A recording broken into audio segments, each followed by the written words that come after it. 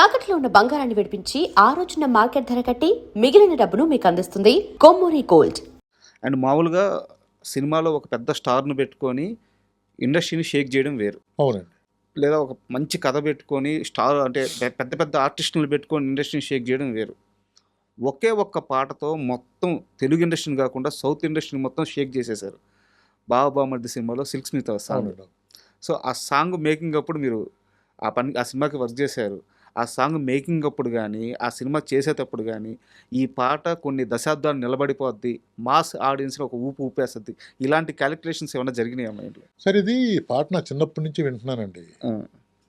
ఏంటంటే ఈ సాంగ్ చెయ్యాలి, సాంగ్ వినిపించాను. సార్ రమేష్ అని చెప్పి ఇంకో కోడైరెక్టర్ గారు ఉన్నారండి. అప్పుడు ఈ సాంగ్ మా ప్రభల్లో ఉంటుంది, కృష్ణా జిల్లా అని చెప్పి ఆయన పడితే కాదయ్య బాబు కృష్ణా జిల్లా అంటే మా భోగం మేళాలు ఉంటాయి కదా ఈస్ట్ గోదావరిలో, అక్కడ పాడతారని చెప్పి పాట వినిపించాం. ఓకే, యాజ్ ఇట్ ఈస్గా ఉంటుంది సార్ అక్కడ ఆ పాట ఇలాగే యాస్టీస్గా ఉండదండి, ఉంటాయి బూత్ ఉంటుంది. ఓకే, దాంట్లో బూత్ ఉంటుంది, పచ్చి బూత్ ఉంటుంది. భోగం మేళాలో పాడే భోగం మేళ పచ్చి బూత్ ఉంటుంది. బూత్ తర్వాత ఆ పాట ఉంటుంది అనుకుంటే ఈ పాట మోహన్ గారికి నచ్చింది. అలాగే మోహన్ గారి పార్ట్నర్ ఉన్నారు సీఎం కృష్ణ గారు అని, సార్ ఇద్దరికి నచ్చి ఈ పాట చేయాలని చెప్పి కోటితో చెప్పారు. కోటి అంత ఇంట్రెస్ట్ చూపించలేదు అప్పుడు, కోటి గారు రాజు గారు అంత ఇంట్రెస్ట్ చూపించలా. లేదు చాలా బాగుంటుంది, దీన్ని ఏ విధంగా చేయాలని చెప్పి మోహన్ గారు పట్టుబడి మోహన్ గారు చేయించారండి. అది ప్రపంచాన్ని ఊపేసింది, ఇప్పటికీ ఊపుతుంది. అదే సిల్క్ స్మిత గారు ఎలా ఉండేవారు సార్? అయ్యో నేనంటే చాలా ప్రాణం అండి ఆవిడకి, చాలా అసలు లెలిన్ అనేది ఆవిడ నన్ను ఎందుకనేది తెలియదు. గడ్డమది చూసి లెలిన్ బాగున్నావా అనేది వచ్చేటప్పుడు భుజం మీద చేసి సెట్లో తీసుకుంటే వెళ్ళేది ఆవిడ. ఆవిడ ఫస్ట్ డబ్బింగ్ చెప్పమని అడిగారు మోహన్ గారు. నేను చెప్పలేను సార్ డబ్బింగు, రాజా నువ్వు దగ్గరుంటావా, నువ్వు చెప్పిస్తే నేను చెప్తాను. అమ్మాయి మాడ్యులేషన్ ఎవరు చెప్పక్కర్లేదండి, అమ్మాయి ఒరిజినల్గా మాట్లాడిన మాటలే ఇవి, సినిమా కోసం మాట్లాడిన మాటలే కాదు, మామూలుగానే అలాగే మాట్లాడతా. లేదమ్మా నువ్వు మాట్లాడితే చాలా బాగుంటుంది, నిజంగానా రాజా, నాకు చాలా ఇష్టంగా ఉంటుందండి ఆవిడ. అంతే ఒక ఓపెన్గా చెప్పాలంటే ఒక బ్రదర్ ఎఫెక్షన్ కంటే ఎక్కువగా ఉండేది. సెట్లో రాగానే ఎక్కడ రాజా ఎక్కడైనా భుజం పిలిపించుకుని అంత మాట్లాడి ఆ రోజు సీన్ గురించి మాట్లాడి ఎలా చేద్దాం ఏం చేద్దాం అని కూడా డిస్కస్ చేసేది. అంటే స్టేజ్ నుంచి వచ్చానని తెలుసు ఆవిడకి. దాంతో ఎక్కడో ఒక సాఫ్ట్ కార్నర్ అతను బాగా చేస్తున్నాడు కదా అనుకుందో ఏమన్నా బాగా ఇదిగా ఉండదు, బ్రదర్ కంటే ఎక్కువ చూసుకునేదండి ఆవిడ. ఆ సిచ్యువేషన్లో నేను చెప్పిస్తాను అమ్మా మీరు ఓకే అంటే చెప్పిస్తాను అంటే పక్కన కూర్చోబెట్టుకుని వాళ్ళ హస్బెండ్ కూడా వచ్చారు అప్పుడు. పక్కన ముగ్గురుకు 3 చైర్లు వేసి నువ్వు నేను డైలాగ్ ఎప్పుడు చెప్పాలి అప్పుడు ఇలా టచ్ చేయనేది, టచ్ చేస్తే డైలాగ్ చెప్పింది. 3 days అండి, 3 days 6 2 గంటలు 3 గంటలు వచ్చి ఆవిడ చెప్పిన వాయిస్ అండి అది. సార్ అండ్ సిల్క్ స్మిత వారి గురించే ఒక మాట విన్నాను, సెట్లో కొంతమందితో మాత్రమే ఆమె కంఫర్ట్గా ఉంటుంది, వాళ్ళని మాత్రం ఎంత దగ్గరికైనా రానిస్తుంది, ఎంత బాగైనా ఉంటుంది, తనకి కంఫర్ట్ లేని మనుషుల్ని చాలా దూరం పెట్టద్ది, వాళ్ళని మాత్రం దగ్గరికి రానిదు, చాలా కోపంగా ఉంటుంది అని చెప్పాను. నిజమేనా ఇది? కంఫర్ట్ కాదండి అసలు, అది ఎవరిని పలకరించదు ఆవిడ. వచ్చిందా తన డైలాగ్ తను చేసుకుందా, దూరంగా కుర్చీలో కూర్చుంటుంది, ఏదో బుక్ చదువుకుంటూ ఉంటుంది. ఇప్పుడు పండి సెల్ వచ్చినాయి, బుక్ చదువుకుంటూ ఉంటుంది లేదా అసిస్టెంట్తో మాట్లాడుతూ ఉంటుంది తప్ప ఎవరిని ఎంటర్టైన్ చేయటం కానీ, ఎవరి దగ్గరికి వెళ్ళి మాట్లాడటం కానీ, ఎవరిని తను పిలిపించుకోవటం కానీ ఎప్పుడు లేదు. ఓపెన్గా చెప్పండి, బాబామ్మ టైంలో నాతో ఎక్కువ మాట్లాడేది ఆవిడ. కోడైరెక్టర్ని, తనకు నచ్చిన మనిషిని, కాబట్టి ఎక్కువ నాతోటే ఉండేది ఆవిడ. బట్ అది ఆమెకి సినీ కెరీర్లో చాలా పెద్ద మైనస్ ఏం కాదు సార్. మైనస్ అంటే సార్ ఇప్పుడు ఏమోనండి మరి అది మైనస్ అయింది, మైనస్గా తీసుకున్నారేమో తెలియదు. స్మితకి కొంచెం ఆర్గంట్ ఎక్కువ, యారగంట్ కాదు సార్. ఇప్పుడు సెట్లో గంతులు వేస్తే మంచివాడు, సెట్లో గంతులు వేయకుండా పక్కెళ్ళి కూర్చుంటే యారగంట్ అనుకుంటాం మనం. ఏం చెప్తే యారగంటే కాదు ఆవిడ, యారగంట్ కాదు. మీరు ఇందాక మాట్లాడుతూ నాకు ఇండస్ట్రీలో ఎవరితో ఇష్యూస్ లేవు, అవునండి, మొదటి రోజు ఎలా ఉన్నానో ఇప్పటికీ అలాగే అందరితో ఉన్నా అన్నారు. బట్ నా దగ్గర ఇంకో క్వశ్చన్ కూడా ఉంది. అడగండి, ఏం పర్లేదు సార్. ఒక మనిషి జీవితంలో 3 సంవత్సరాల సమయం చాలా ఎక్కువ తక్కువ? 3 సంవత్సరాల సమయం చాలా ఎక్కువ కదా, చాలా ఎక్కువ కదా. ఒక హీరో వల్ల, అంటే హీరో వల్ల నేను చెప్పను, ఒక హీరోని నమ్మి ట్రావెల్ అవ్వాలని 3 సంవత్సరాల సమయం మీరు లాస్ అవ్వలేదా? మీకు ఎవరు చెప్తున్నారండి ఏంది అసలు? కొత్త విషయాలు వింటున్నాను నేను. ఏ హీరోని నమ్ముకోలేదు నేను ఎప్పుడు. నమ్మని నేను అనట్లేదు, ఓకేనండి. ట్రావెల్ అయ్యి ఏ హీరోతో తిరగలేదు నేను.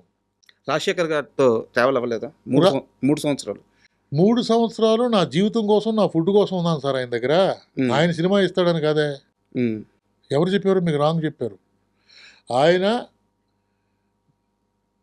అది పెద్ద లైఫ్ అండి. అది బ్రహ్మాండమైన జీవితం అది. ఎలా అంటే నేను మన ఎంఈ రఘు గారి దగ్గర కో డైరెక్టర్గా పనిచేశా. ఆర్తనాదం ఈయన హీరో అయిన తర్వాత ఒక సీను నన్ను చేయమన్నారు, యాక్ట్ చేయమన్నారు. ఆ సీన్ చేశాను ఈయన కాంబినేషన్లో.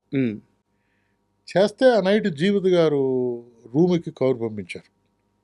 కవర్ పంపించి యాషర్ గారు రమ్మంటున్నారంటే వెళ్ళా.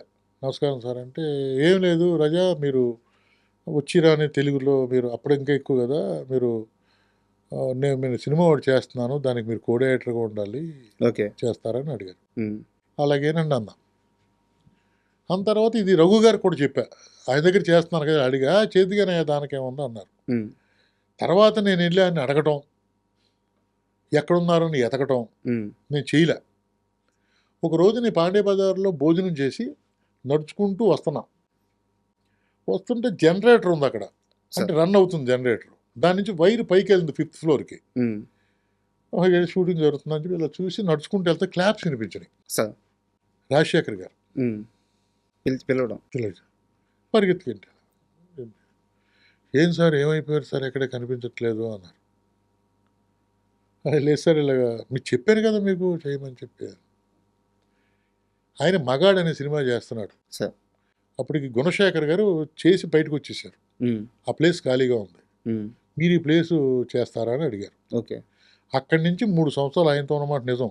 నా అసిస్టెంట్ డైరెక్టర్ కోసం అండి.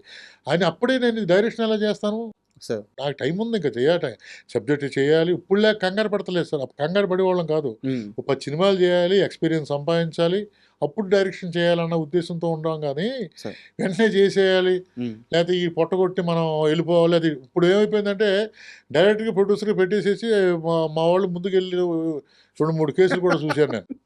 నా దగ్గరికి వచ్చినటువంటి ఈసీ మెంబర్ కదా అక్కడ డైరెక్టర్స్. అవునండి, ఇవి కూడా చూశాను నేను.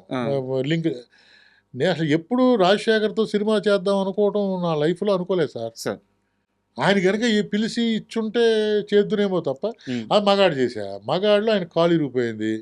అప్పటి నుంచి నేను ఆయనకు ఇంట్లో ఫ్యామిలీ మెంబర్స్ అయిపోయాం. ఆయన ఇంట్లో కదండి, వాళ్ళ నాన్నగారికి నేను ఫ్యామిలీ, వాళ్ళ అమ్మగారికి ఫ్యామిలీ, వాళ్ళ తమ్ముడికి గుణాకి ఫ్యామిలీ మెంబర్ని అయిపోయాను. అయిపోవటం ఏంటండి, నాకు ఇంపార్టెంట్ పర్సన్కి ఉద్యోగ నిమిత్తం వాళ్ళ ఫాదర్ దగ్గరికి వెళ్ళి ఉద్యోగం వేయించాను. ఉద్యోగం సస్పెండ్ అంటే నాకు ఎంత పేరు ఉండేదో ఒకసారి ఆలోచించండి. రాజశేఖర్ గారి గురించి సరే మీరు ఎంత మంచిగా చెప్పారు, మంచి రిలేషన్ అని చెప్పారు. మంచి రిలేషన్ అండి. తర్వాత వాళ్ళ ఇంట్లో ఫ్యామిలీ మెంబర్ని అయిపోయాను నేను. అంటే సార్ నన్ను ఎవరు కాదనుకోరు సార్.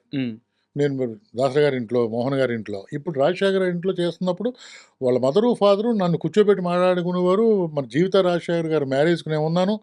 ఆ భోజనాలు ఒక సెక్షన్ ఉందండి, అంటే విఐపీసు, వివిఐపీసు, మిడిల్, అంటే రాజశేఖర్ గారి ఫ్యాన్స్ ఉన్నారు. ఆ ఫ్యాన్స్ నా మీద బరువు పెట్టి ఆ మొత్తం అంతా నన్నే మేనేజ్ చేసుకోమని చెప్పి అంత ఇంట్రెస్ట్గా ఉన్నానండి ఆయన దగ్గర. ఆయన తర్వాత భోజనాలు పెడతారా వాళ్ళు? భోజనాలు పెట్టారండి, మేము మ్యారేజ్కి పెట్టారు. Okay okay. మ్యారేజ్ జీవిత గారు రాజశేఖర్ మ్యారేజ్ అయినప్పుడు మ్యారేజ్ భోజనాలు పెట్టారు. కొన్ని 50-60 వేల మంది వచ్చారు. అబ్బా. అక్కడ ఆయన ఉన్న ఫ్యాన్స్ అందరూ. అలాగా ఆయనతో ఎప్పుడు నాకు తర్వాత పాప కోసం చేశానండి. ఆయనతో పాప కోసం చేశాను, మగాడు పాప కోసం, ఆర్తనాదం. ఆయనతో చేసిన తర్వాత ఎప్పుడు ఆయన డైరెక్షన్ ఇస్తానన్న ఆయన అనలేదు, నేను అడగలేదు. అంటే అప్పుడు చేసి అంటే అంత నేను చెయ్యాలి, అయిపోయింది, నేను అంత నేర్చేసుకున్నాను అని ఎప్పుడు అనుకోలేదండి. ఇప్పటికీ నేర్చుకోవాల్సింది అందుబాటు సార్.